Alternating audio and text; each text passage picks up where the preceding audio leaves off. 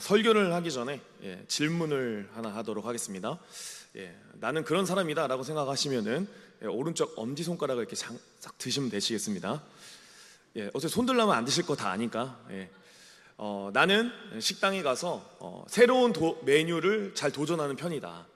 그런 분이 계시면은 오른쪽 엄지손가락 한번 들어보시겠습니까? 감사합니다. 사실 보이지는 않습니다. 두 번째로는 나는 늘 먹던 것만 먹는다. 나는 익숙한 거, 보장된 맛만 먹는다 하시는 분 혹시 한번 손가락을 들어봐 주시겠습니까? 감사합니다. 사실 안 보입니다. 저는 먹는 것에 대한 두려움이 없습니다. 그래서 항상 어디 식당에 가든지 간에 도전을 좋아해서 항상 새로운 메뉴를 먹는 편입니다. 그래 저는 사람들이 다 저와 같을 거라고 생각을 했습니다. 그런데 결혼을 해보니까 사람들이 다 새로운 것을 먹어보는 것이 아니라 자기가 먹던 익숙한 것만 먹는다라는 사실을 깨닫게 되었습니다. 그러니까 내가 항상 먹던 거, 내가 익숙하게 먹던 거, 내가 항상 그 맛있다라고 생각하는 것. 저는 반대로 아무리 맛이 있어도 난 저거 안 먹어봤으니까 저거 먹어봐야지, 이제 이런 사람이었다라는 것입니다. 우리는 살면서 어떤 도전의 상황들이 주어집니다. 이것은 세대를 막론하고 남녀를 불구하고 내가 도전을 좋아하는 스타일이든 좋아하지 않는 스타일이든, 내가 새로운 것 먹기를 좋아하든 익숙한 것 먹기를 좋아하든, 이것 상관없이 누구나 도전 앞에 서게 됩니다. 특별히 하나님의 사역이 그렇습니다. 하나님이 원하시는 삶, 하나님의 뜻을 이루며 사는 삶은 분명 도전이 주어져 있다라는 사실입니다. 그런데 문제가 있죠. 무엇입니까? 도전은 쉽지 않다라는 사실입니다. 사실 제가 새로운 것을 이제 먹기를 이렇게 좋아하지만 사실 저도 도전 앞에는 두렵습니다. 그냥 먹는 거 뭐 먹을지는 사실 제 인생을 크게 좌지우지하지는 않습니다. 그냥 맛없으면 그냥 버리면 되는 거고. 그런데 문제는 내 인생을 좌지우지할 만한 그 도전, 그 앞에 선택의 기로에 서였을 때 우리는 참으로 많은 두려움을 느끼게 된다는 사실입니다. 오늘 말씀의 주인공은 여호수아입니다. 여러분들에게 여호수아는 어떤 사람입니까? 아마 담대하거나 용맹하거나 자신감이 넘치는 그런 사람이다 라고 생각할 수 있습니다. 왜냐하면 출애굽기 17장을 보시면 모세가 지도자일 때 이스라엘과 아말렉 전투가 일어납니다. 이때 사실 모세는 전투에 나가지 않습니다. 전투에 나간 사람은 누굽니까? 바로 여호수아였습니다. 그러니까 담대함이 있는 사람이죠. 뿐만 아니라 가나안 정탐에 아시다시피 12명 중 한 명이 여호수아입니다. 그가 돌아와서 많은 사람들 앞에서 담대하게 그들은 우리의 상대가 되지 않는다라고 외쳤던 게 바로 여호수아라는 사실입니다. 이렇게 성경을 봤을 때 여호수아는 분명 담대한 사람입니다. 용맹한 사람입니다. 그런 그가 모세를 이어 두 번째 지도자가 됩니다. 이런 가운데에 여호수아에게 하나님은 뭐라고 조언하시는 게 좋을까요? 두 번째의 지도자가 되었던 그 여호수아에게 하나님은 뭐라고 말씀하시는 게 맞는 걸까요? 지금까지 봐온 여호수아의 모습이라고 한다면, 제가 하나님이라면 저는 여호수아에게 이렇게 이야기할 것 같습니다. 여호수아야, 너 겸손해야 돼. 너 많은 전투에서도 승리했고 또한 그런 정탐에서도 너가 담대하게 그렇게 이야기했지. 그러나 그런 혈기가 언젠가 독이 될 수도 있어. 그러니까 겸손하고 교만하지 마. 저는 이렇게 이야기했을 것 같습니다. 그런데 하나님은 놀랍게도 여호수아에게 뭐라고 이야기하고 있냐? 두려워하지 말라라고 이야기하고 있다라는 사실입니다. 이스라엘의 다음 지도자가 되는 것, 여호수아가 거부할 수 없는 일이었습니다. 왜냐하면 그것은 하나님의 뜻이었기 때문입니다. 그런데 분명한 것은 이 여호수아도 다음 리더가 되는 것, 다음 지도자가 되는 것에 대한 두려움이 있었을 것이다 라는 판단을 하게 됩니다. 다 경험해 보셨을 것이라고 생각합니다.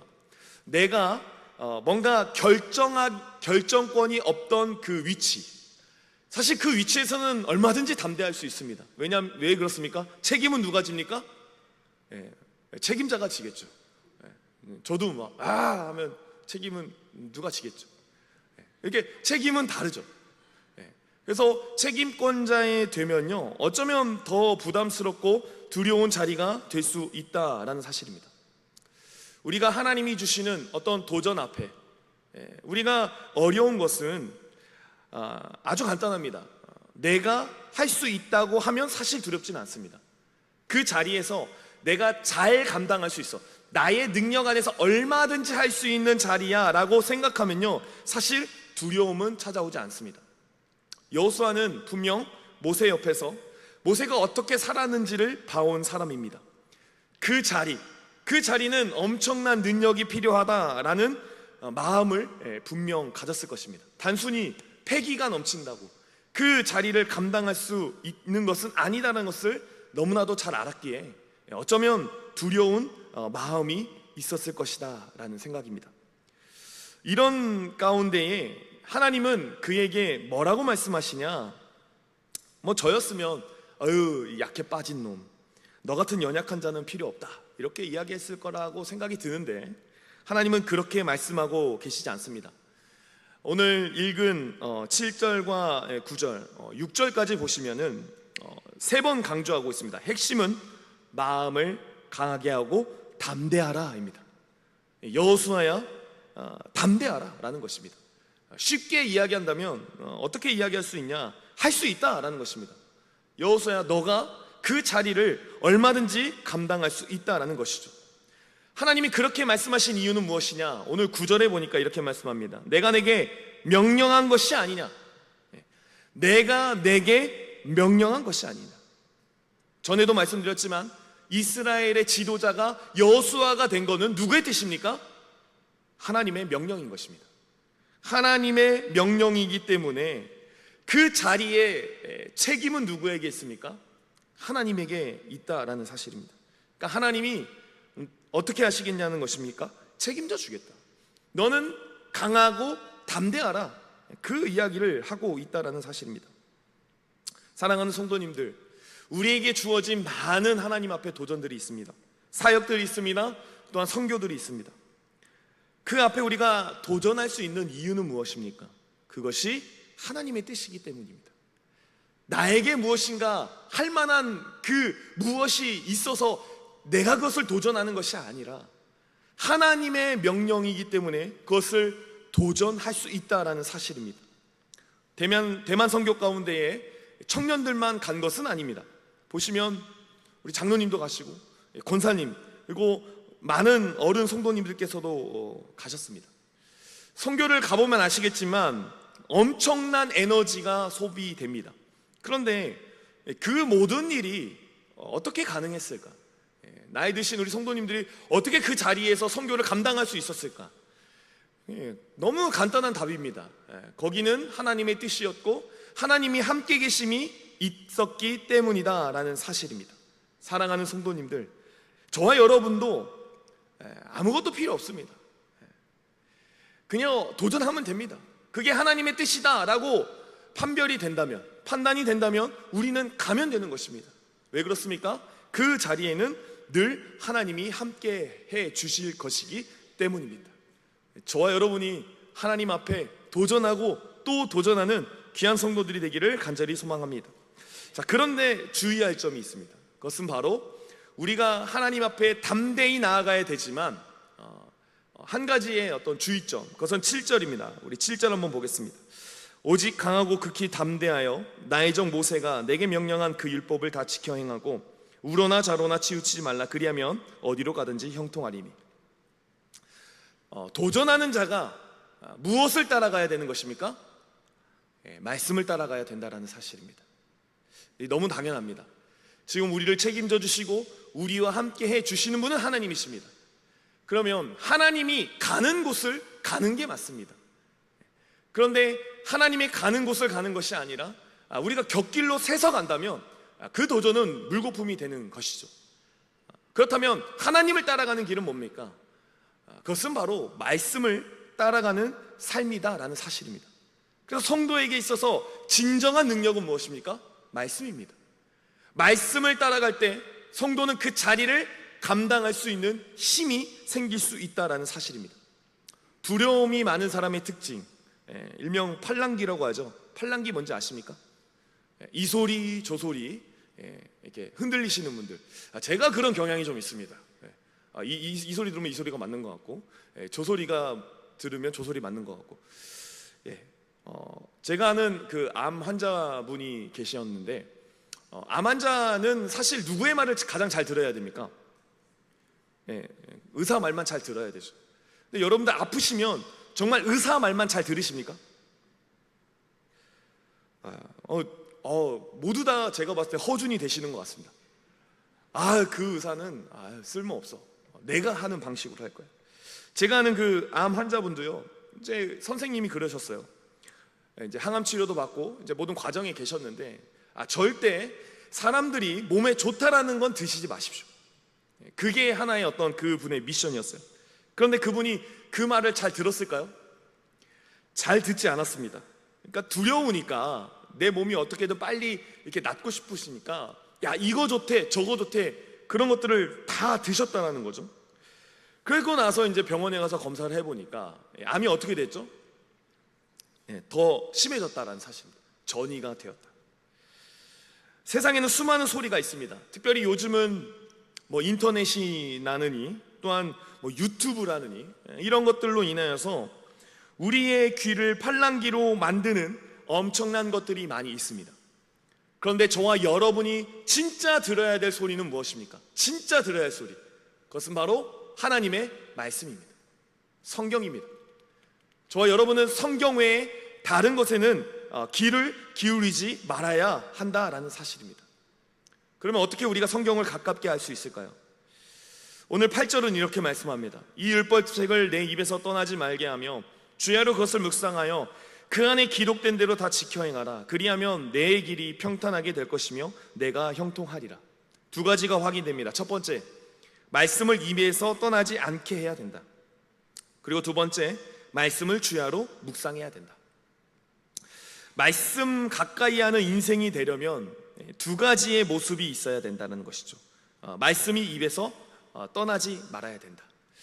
말씀이 입에서 끊임없이 선포되는 것, 내 입술에서 말씀이 끊임없이 선포되는 그 일들이 일어나야 된다는 사실입니다. 곰곰이 제가 생각해 봤을 때 주일학교 교사하는 것, 그다음에 목자하는 것, 이것은 엄청난 복입니다. 맞으십니까? 복입니다.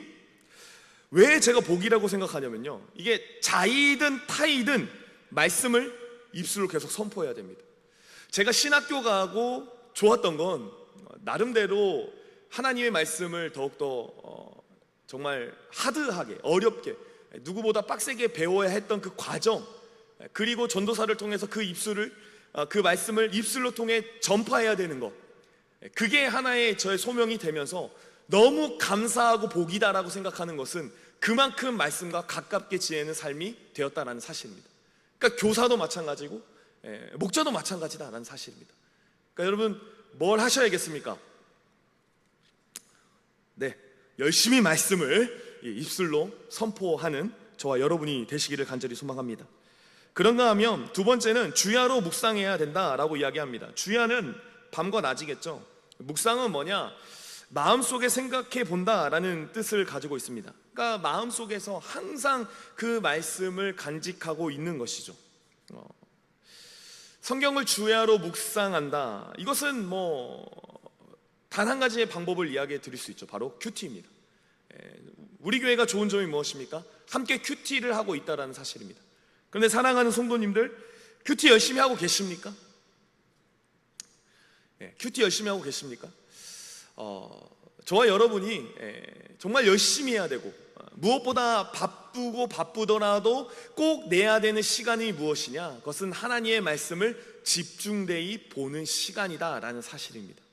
저와 여러분이 하나님 앞에 말씀으로, 큐티로 다가가는 귀한 백성들이 될 수 있기를 간절히 소망합니다. 사실 저는 설교의 자리를 쓸 때마다 사실 많이 두렵습니다. 제가 지금 이렇게 목소리도 크고 뭔가 긴장이 전혀 안 돼 있어 보이지만 사실은 제가 엄청 떨립니다. 또한 이거 말씀하면 별로 믿으시지 않겠지만 제가 찬양할 때도 매우 떱니다. 네, 믿으시지 않겠지만, 왜냐하면 저는 사실 찬양을 배운 적이 없습니다. 그러니까 음악을 배운 적이 없습니다. 음악을 배운 적이 없습니다. 그래서 항상 두렵습니다. 내가 잘할 수 있을까? 근데 너무 감사하게도 그때마다 하나님은 저에게 항상 말씀을 통해 하시는 게, 시왕아, 담대하라. 담대하라. 염려하지 마라. 만약 그 자리가 너의 자리가 아니었을 것이라면 나는 언제든지 너를 내릴 수가 있다. 그러니 허락된 지금의 시간은 담대해라. 너무나 감사하게도요, 매번 저를 이렇게 도와가지고 음악도 모르는 사람을 이렇게 도와서 열심히 이렇게 해주는 주변의 팀원들이 있어서 제가 정말 담대하게 하나님의 말씀과 뜻을 이루며 살아갈 수 있다라는 사실입니다. 사랑하는 성도님들, 이제 말씀을 마무리하겠습니다. 제가 예전에 인터넷을 보니까 혹시 성공의 반대말이 뭔지 아십니까? 성공의 반대말. 성공의 반대말은 보편적으로 이제 실패라고 생각하시는데 사실 실패가 아닙니다. 성공의 반대말은 도전하지 않는 것이다 라고 이야기를 합니다. 도전 앞에 두려워하십니까? 중요한 것은 하나님은 오늘도 저와 여러분에게 세대를 막론하고 어떤 내가 배운 것 안 배운 것 이거를 막론하고 또한 나이를 막론하고 도전의 자리로 초대하고 계시다라는 사실입니다.